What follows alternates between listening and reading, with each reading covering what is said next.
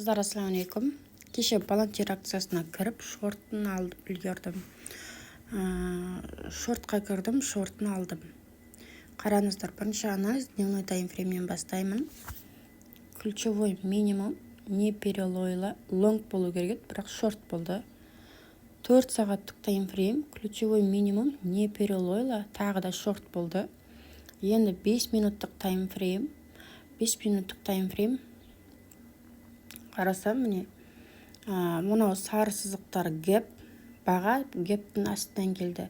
Баға егер гептің астынан келсе, ол шортқа қарай кетеді деген сөз. Мынау цена закрытия предыдущего дня 136.32, екіншісі мынау геп, үшіншісі мынау сызық дистрибуцияның зеркальные, мынау тек, бірінші тек. Енді қараңыздар, неге бұл шорт болды кеше? Біріншіден, міне, трехсуточный новостилар өте көп болды, және Паулдың выступлениесі болды. Паулдың выступлениесі болған күні в основном шорт болады. Екіншісі, дневка лонгқа қарап тұр, 4 сағаттық лонгқа қарап тұр, бірақ баға гептің астынан келді. Бірінші сигнал гептің астынан шортқа, екінші сигнал ол трехсуточный новостилар болды. Енді қараңыздар, мына жерге келдім, бір қателік жасадым мен. Мына жерден шорт болатынын біліп тұрдым, бірақ біліп тұрғанда да мына жерде ложный сигнал бергесін оп бол деген ненің гептің үстіне баратыр, значит бұл лонгқа бару мүмкін деген вариант болды менде.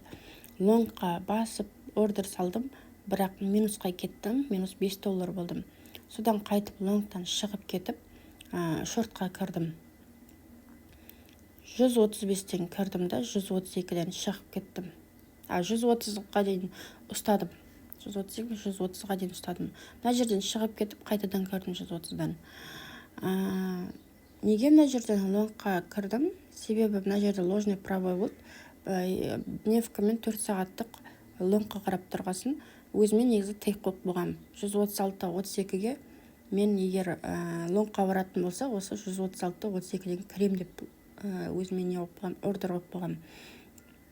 Екінші вариант ол шортқа. Шорт бірінші тек 132-ден барат деп не қойып қойдым. Жаңағы сызып қойдым. Тек 132-ден бірінші тек орындады. Екінші тек 130-ға дейін барат дедім, 130 орындады. Үшінші тек 124-ге дейін барат дедім, бірақ 124-ге дейін бармайды шығар.